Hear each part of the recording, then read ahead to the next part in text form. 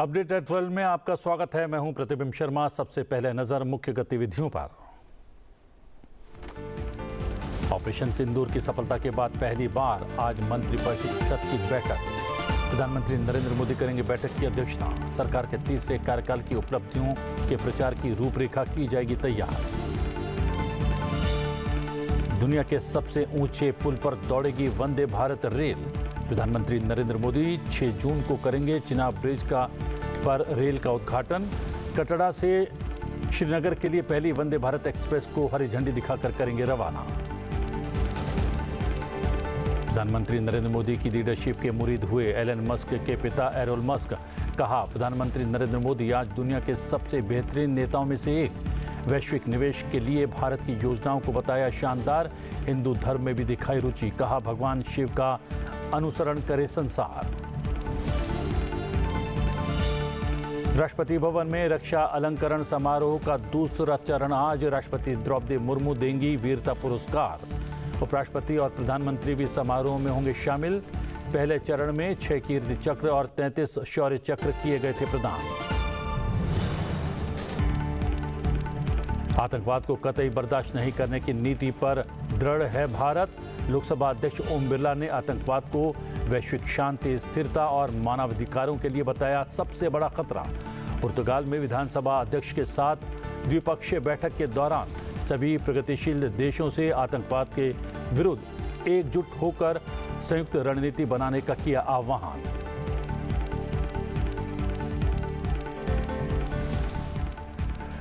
Tesla के CEO Elon Musk के पिता एरोल मस्क ने भारत दौरे पर प्रधानमंत्री नरेंद्र मोदी की लीडरशिप की तारीफ की है।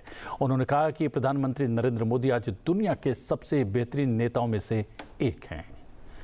एलन मस्क के पिता एरोल मस्क ने प्रधानमंत्री नरेंद्र मोदी की नेतृत्व क्षमता की तारीफ की।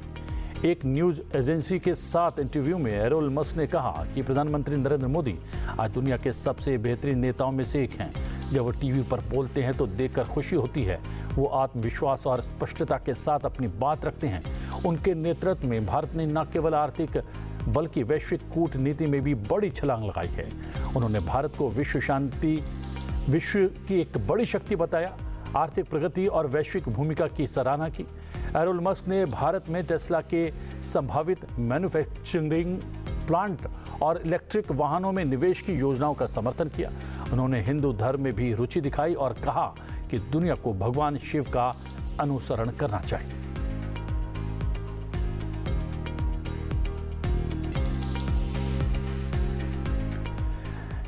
देश की समुद्री ताकत को नई दिशा देते हुए भारत अब खुद का पहला पोलर रिसर्च वेसल तैयार करने वाला है। इस महत्वाकांक्षी योजना की शुरुआत उस वक्त हुई जब कोलकाता स्थित garden rich ship builders and engineers limited और नॉर्वे की कोंग्सबर्ग मैरीटाइम के बीच एक महत्वपूर्ण समझौता ज्ञापन पर हस्ताक्षर किए गए। इस समझौता ज्ञापन के तहत भारत को अत्याधुनिक पोलर रिसर्च वेसल के निर्माण के लिए डिजाइन विशेषज्ञता प्राप्त होगी। ये जहाज national centre for polar and ocean research की आवश्यकताओं को ध्यान में रखते हुए बनाया जाएगा, जो अंटार्कटिका और दक्षिणी महासागरों में अनुसंधान कार्य करता है।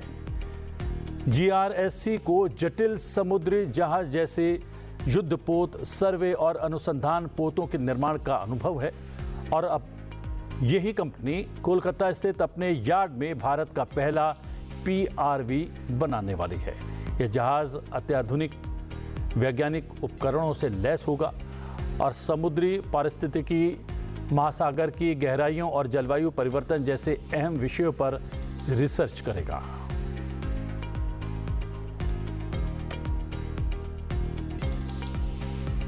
भारत ने आतंकवाद के विरुद्ध युद्ध में ब्रिटेन सरकार के सहयोग और समर्थन की सराहना की है। विदेश सचिव विक्रम मिस्री ने कल विदेश राष्ट्रमंडल और विकास कार्यालय में स्थायी अवर सचिव ओलिवर रोबिन्स के साथ अपनी बैठक के दौरान ये बात कही। दोनों पक्षों के बीच कल नई दिल्ली में 17वीं भारत ब्रिटेन विदेश परामर्श तथा प्रथम रणनीतिक निर्यात और प्रौद्योगिकी सहयोग वार्ता के दौरान इस विषय पर चर्चा की।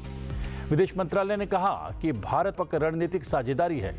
ये भी कहा कि भारत और ब्रिटेन के विदेश विभाग के परामर्श के दौरान द्विपक्षीय संबंधों की संपूर्ण रूप से समीक्षा और इस पर चर्चा का अवसर मिला। दोनों पक्षों ने भारत ब्रिटेन मुक्त व्यापार समझौते और किया। विदेश सचिव और ब्रिटेन के स्थायी अवर सचिव ने व्यापार, निवेश और वित्तीय क्षेत्र, रक्षा तथा सुरक्षा और आतंकवाद से निपटने, प्रौद्योगिकी सहित अन्य क्षेत्रों में सहयोग को मजबूत करने के तरीकों पर चर्चा की।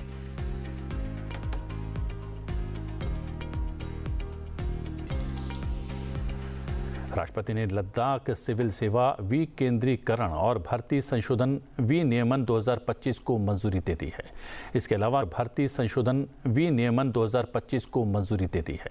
इसके अलावा केंद्र लद्दाख मूल निवास प्रमाण पत्र धारक, रोजगार, व्यवसाय या अन्य व्यावसायिक कारणों से केंद्र शासित प्रदेश से बाहर रहने वाले केंद्र शासित प्रदेश लद्दाख के निवासियों के बच्चे और लद्दाख में 15 वर्षों की अवधि तक रहने वाले व्यक्ति शामिल रहेंगे। 7 वर्ष तक अध्ययन करने और लद्दाख में शैक्षणिक संस्थान में 10वीं और 12वीं की परीक्षा देने वाले व्यक्ति भी मूल निवास प्रमाण पत्र प्राप्त करने के पात्र होंगे। पहलगाम आतंकवादी हमले के बाद भारत ने पाकिस्तान में ऑपरेशन सिंदूर को अंजाम दिया। इस ऑपरेशन के तहत भारतीय सेना ने न सिर्फ आतंकवादियों के 9 बड़े अड्डों को तबाह किया, बल्कि पाकिस्तान के 11 एयर बेस भी उन पर भी हमला किया। हालांकि अब पाकिस्तान के एक डोजियर में बड़ा खुलासा किया गया है। भारत ने पाकिस्तान के अंदर 23 जगहों को निशाना बनाया। पाकिस्तान के ऑपरेशन बुनियान उल मरसूस के डोजियर की माने तो भारतीय सेना ने बताई गई जगहों से ज्यादा लोकेशंस को निशाना बनाया। इस डोजियर में नक्शे के साथ उन सभी जगहों के नाम भी मौजूद हैं। पाक डोजियर में दावा किया गया है कि भारत ने पेशावर, जंग, सिंध में हैदराबाद, पंजाब में गुजरावाला, भावलनगर, अटक, चोर और कराची पर भी हमला किया था।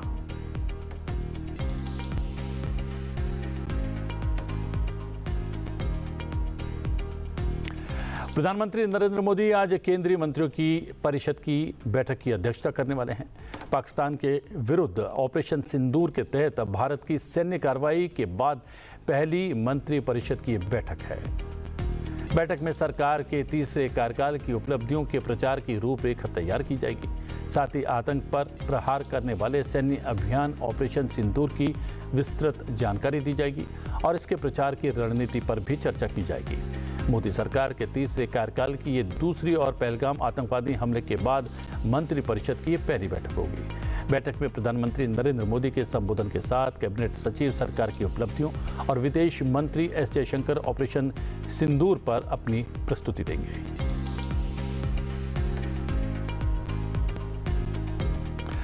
जम्मू कश्मीर के लोगों को 2 दशक के इंतजार के बाद चिनाब ब्रिज मिलने जा रहा है। प्रधानमंत्री नरेंद्र मोदी 6 जून को चिनाब ब्रिज का उद्घाटन करेंगे।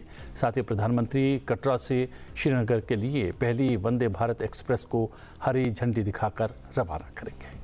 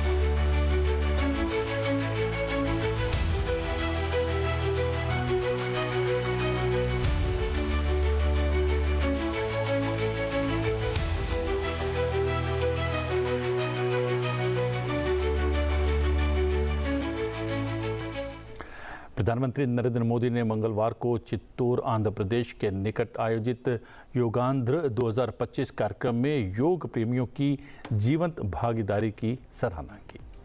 प्रधानमंत्री नरेंद्र मोदी ने एक्स पर एक पोस्ट में कहा युगांध्र 2025 योग को लोकप्रिय बनाने के लिए आंध्र प्रदेश के लोगों द्वारा किया गया एक सराहनीय प्रयास है।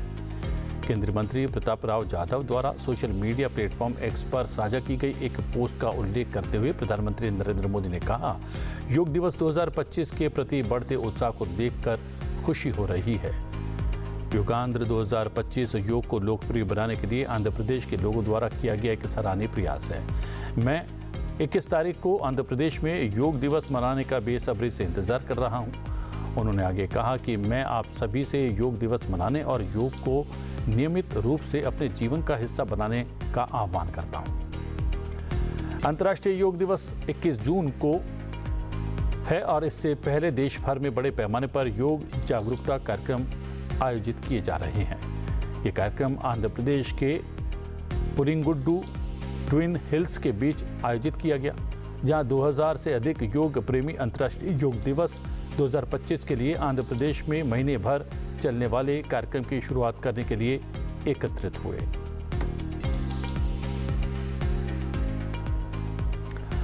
राष्ट्रपति भवन में रक्षा अलंकरण समारोह का दूसरा चरण आज होने वाला है। राष्ट्रपति द्रौपदी मुर्मू राष्ट्रपति भवन में दूसरे चरण के गैलेंट्री अवार्ड्स देने वाले हैं। ये अवार्ड ड्यूटी के दौरान असाधारण बहादुरी, समर्पण और बलिदान देने वालों के सम्मान में दिए जाते हैं। राष्ट्रपति भवन में आयोजित समारोह में उपराष्ट्रपति जगदीप धनखड़ और प्रधानमंत्री नरेंद्र मोदी भी शामिल होंगे। 22 मई को पहले चरण में सशस्त्र बलों, केंद्रीय सशस्त्र पुलिस बलों और राज्य संघ शासित प्रदेश पुलिस के कर्मियों को 4 मरणोपरांत सहित 6 कीर्ति चक्र और 7 मरणोपरांत सहित 33 शौर्य चक्र प्रदान किए गए थे।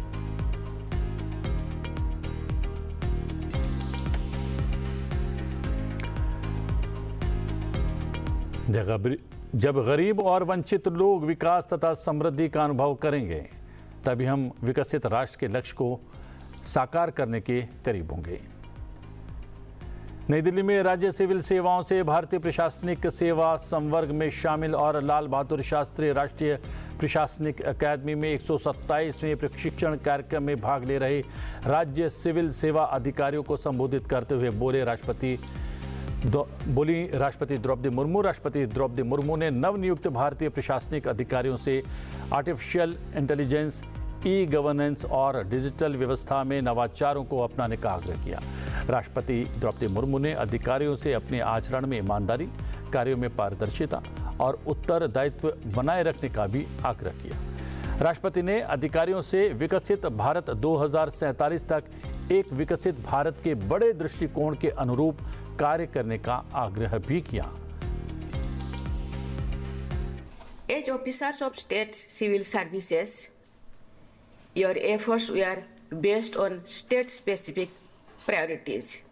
You were instrumental in the well-being and development of the people at the grassroots level, dealing with issues that directly impacted local communities. Even now, you will be responsible for these issues, but your role and responsibilities will further expand in scope and complexity. You are no longer administrators of just a region. You have to follow standards of governance at national levels. Your work must align with the larger vision of Viksit Bharat, a developed India by 2047. Inclusive development can be significant. Your efforts should specifically focus on ensuring that the marginalized and weaker sections are not left behind in the nation's journey of transformation into a developed nation. When the people who are poor and prosperity, only then you will be closer to realizing the goal of developed nation. Technology and innovation can play a huge role in achieving the goals that you set while performing your jobs. From improving service delivery to enabling data-driven decision-making, digital tools can help build efficient, transparent, and citizen-friendly governance systems. It is imperative that you embark innovations in AI, e-governance and digital feedback mechanisms to ensure that government schemes reach the last mile. Lok Sabha अध्यक्ष ओम बिरला ने कहा है कि भारत आतंकवाद को कतई बर्दाश्त नहीं करने की नीति पर दृढ़ता से कायम है। उन्होंने आतंकवाद को वैश्विक शांति, स्थिरता और मानवाधिकारों के लिए सबसे बड़ा खतरा बताते हुए सभी प्रगतिशील देशों से एकजुट होकर इससे निपटने की संयुक्त रणनीति बनाने का आह्वान किया। लोकसभा अध्यक्ष ओम बिरला ने पुर्तगाल के लिस्बन में पुर्तगाल विधानसभा के अध्यक्ष जोस पेड्रो अगुइर ब्रैंको के साथ द्विपक्षीय बैठक के दौरान ये बात कही। वो ब्राजीलिया में 3 से 6 जून तक आयोजित 11वें ब्रिक्स संसदीय मंच में भारत के संसदीय प्रतिनिधिमंडल का नेतृत्व कर रहे हैं। जम्मू कश्मीर के पहलगांव में हाल में हुए आतंकवादी हमले पर लोकसभा अध्यक्ष ने कहा कि इस हमले का इरादा भारत की प्रगति और सामाजिक सद्भावना को बाधित करना था। उन्होंने ये भी कहा कि सुरक्षा बलों के साहस, कौशल और बुद्धिमत्ता से इस दुर्भावनापूर्ण मंसूबे को विफल कर दिया गया और आतंकवादी ठिकानों को भी ध्वस्त किया गया। लोकसभा अध्यक्ष ओम बिरला ने कहा कि भारत और पुर्तगाल के बीच 500 वर्ष से भी अधिक पुराने संबंध हैं, जो व्यापार और वाणिज्य से कहीं ज़्यादा बढ़कर हैं।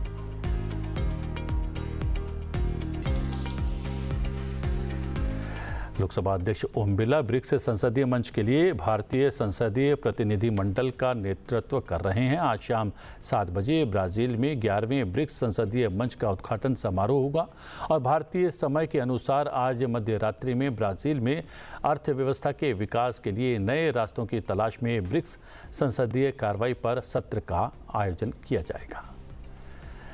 आतंकवाद के खिलाफ भारत के दृढ़ रुख का संदेश प्रसारित करने के लिए 2 सर्वदलीय प्रतिनिधिमंडल सफल यात्रा पूरी कर स्वदेश वापस लौट आए हैं। बैजयंत पांडा और कनिमोझी करुणानिधि के नेतृत्व वाला प्रतिनिधिमंडल भारत पहुंच चुका है। यात्रा के दौरान प्रतिनिधिमंडलों ने अपने अंतर्राष्ट्रीय संपर्क के अंतर्गत विदेशी नेताओं, वरिष्ठ अधिकारियों, प्रभावशाली विचारकों, मीडिया और प्रवासी भारतीयों से बातचीत की। इस बीच भारतीय जनता पार्टी सांसद बैजयंत पांडा के नेतृत्व में 4 प्रमुख मुस्लिम देशों का दौरा करने वाला बहुदलीय प्रतिनिधिमंडल मंगलवार को भारत लौट आया। इस प्रतिनिधिमंडल ने सऊदी अरब, कुवैत, बहरीन और अल्जीरिया का दौरा किया। मंगलवार को भारत लौटने के बाद इस डेलीगेशन ने विदेश मंत्री एस जयशंकर से मुलाकात कर दौरे से जुड़ी जानकारी साझा की। विदेश मंत्री एस जयशंकर प्रतिनिधिमंडल के प्रयासों की उन्होंने सराहना की। इसके अलावा डीएम के सांसद कनिमोझी करुणानिधि के नेतृत्व में रूस, स्लोवेनिया, ग्रीस, लातविया और स्पेन में भारत का पक्ष रखने वाला संसदीय प्रतिनिधिमंडल भी भारत वापस लौट आया है।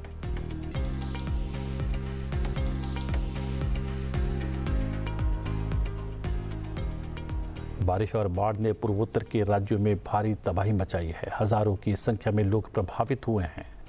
बारिश और बाढ़ ने असम, अरुणाचल प्रदेश, सिक्किम, मणिपुर और त्रिपुरा में भारी तबाही मचाई है। मणिपुर में पिछले 48 घंटों में राज्य भर में बाढ़ और भूस्खलन के कारण 3,802 लोग प्रभावित हुए हैं। 883 घर क्षतिग्रस्त हुए हैं। असम में रविवार को भी भारी बारिश जारी रही, जिससे पूर्वोत्तर राज्य में सड़क परिवहन और रेल सेवाएं बाधित हुई। जहां बाढ़ और भूस्खलन में अब तक 8 लोगों की मौत हो चुकी है, वहीं 15 से अधिक जिलों में 78,000 से अधिक निवासी प्रभावित हुए हैं। असम में ब्रह्मपुत्र और बराक सहित 10 प्रमुख नदियां खतरे के निशान से ऊपर बह रही हैं, जिसके मद्देनजर केंद्रीय जल आयोग ने गंभीर बाढ़ की स्थिति के लिए ऑरेंज बुलेटिन जारी किया है।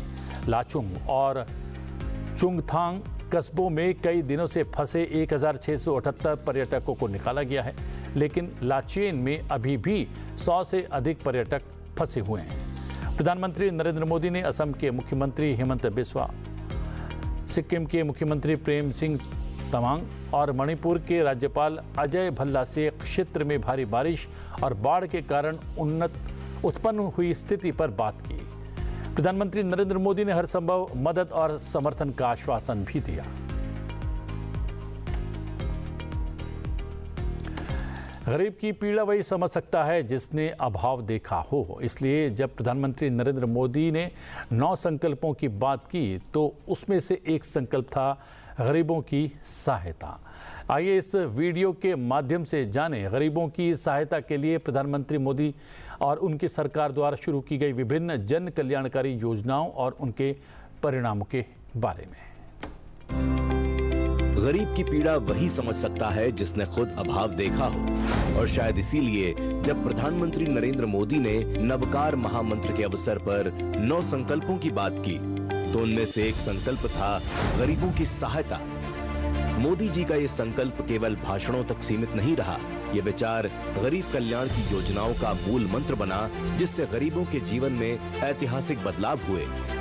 इस संकल्प की शक्ति का परिणाम था कि पहले जहां छप्पर वाली कच्ची झोपड़ियां होती थीं, आज वहां प्रधानमंत्री आवास योजना के 4 करोड़ से अधिक पक्के मकान हैं। पहले जहां धुएं में आंखें जलती थीं, आज वहां उज्ज्वला योजना से 10 करोड़ से ज्यादा गैस कनेक्शन पहुंचे हैं। पहले जहां गरीब परिवारों को इलाज के लिए जमीन तक बेचनी पड़ती थी, आज वहां आयुष्मान भारत से 50 करोड़ से अधिक लोगों को 5 लाख रुपए तक का मुफ्त इलाज मिल रहा है। पीएम मोदी का संकल्प था कि कोई गरीब भूखा नहीं सोएगा, और कोरोना जैसे संकट में 80 करोड़ लोगों तक मुफ्त राशन पहुंचाकर दिखा दिया कि गरीबों की मदद सिर्फ संकल्प नहीं बल्कि सरकार का धर्म है। आज गरीबों की आत्मनिर्भरता आत्मनिर्भर भारत की नींव बन चुकी है। बिना गारंटी के लोन, रेहड़ी वालों को सम्मान, करोड़ों गरीबों के बैंक खाते और जनधन योजना, मुद्रा योजना एवं पीएम स्वनिधि योजना ने गरीबों को सहानुभूति से सशक्तिकरण की तरफ आगे बढ़ाया है। आज जब भारत दुनिया की 4थी सबसे बड़ी अर्थव्यवस्था बनने के बाद विकसित राष्ट्र बनने की ओर तेजी से आगे बढ़ रहा है, तब ये जरूरी है कि कोई भी गरीब भारत की विकास यात्रा में पीछे न छूटने पाए। नेशनल वॉर मेमोरियल ये सिर्फ स्मारक नहीं, देश के वीर जवानों को सच्ची श्रद्धांजलि है। जहां हर ईंट में गूंजता है शौर्य, हर लौ में जलती है देशभक्ति। जब भी अवसर मिले नेशनल वॉर मेमोरियल अवश्य जाएं। आप देखिए इस मेमोरियल से जुड़ी हुई एक विशेष रिपोर्ट। मुझे दीजिए आज्ञा, बने रही संसद टीवी के साथ। नमस्कार। सैनिक का सम्मान सेना का मनोबल ऊंचा करता है, और बुलंद मनोबल वाली सेना से ही देश की सरहदें सुरक्षित रहती हैं। सेना के जांबाज मातृभूमि की सुरक्षा में सिर पर कफन बांधकर आखिरी गोली और खून की अंतिम बूंद तक जान लड़ा देते हैं। ऐसे ही रणबांकुरों के अद्भुत शौर्य और सर्वोच्च बलिदान के सम्मान का प्रतीक है नेशनल वॉर मेमोरियल। ये है देशभक्तों का तीर्थ, देश का सबसे पावन स्थल, जहां समय की शिला पर जांबाजों के नाम सुनहरे अक्षरों में दमक रहे हैं। यहाँ पग पग पर पराक्रम की पराकाष्ठा है। यहाँ दरो दीवार पर अंकित शहीदों की अमर गाथा है। ये है देश के शौर्य, स्वाभिमान और समर्पण का प्रतीक नेशनल वॉर मेमोरियल। यूं तो भारतीय सेना के पास देश भर के अलग अलग इलाकों में करीब 120 युद्ध स्मारक हैं, लेकिन राष्ट्रीय स्तर पर ऐसा कोई एकीकृत मेमोरियल स्थल नहीं था। 2014 में प्रधानमंत्री नरेंद्र मोदी ने देश की इस पीड़ा को समझा और नेशनल वॉर मेमोरियल के निर्माण की तैयारी शुरू कर दी। आखिरकार 25 फरवरी 2019 को वो घड़ी आ गई जब प्रधानमंत्री नरेंद्र मोदी ने युद्ध तथा शांति काल में राष्ट्र तथा पीड़ित मानवता की सेवा करते हुए अपनी जान न्यौछावर कर देने वाले जांबाजों को सलाम करते हुए नेशनल वॉर मेमोरियल राष्ट्र को समर्पित कर दिया। जब देश का सैनिक सशक्त होता है तो सेना भी सशक्त होती है। देश की सेना का मनोबल देश की सुरक्षा तय करता है। नेशनल वॉर मेमोरियल की ये अखंड ज्योति प्रतीक है कि किस तरह हमारे शूरवीरों ने देश को सुरक्षित रखने के लिए अपने खून का कतरा कतरा न्यौछावर कर दिया। ये अखंड ज्योति राष्ट्र का है कि हम देशभक्ति की लौ कभी बुझने नहीं देंगे। सच में अमर जवान ज्योति की ही तरह हमारे शहीद, उनकी प्रेरणा और उनके योगदान भी अमर है। मैं आप सभी से कहूंगा, जब भी अवसर मिले नेशनल वॉर मेमोरियल जरूर जाएं, अपने परिवार और बच्चों को भी जरूर ले जाएं। यहाँ आपको एक अलग ऊर्जा और प्रेरणा का अनुभव होगा।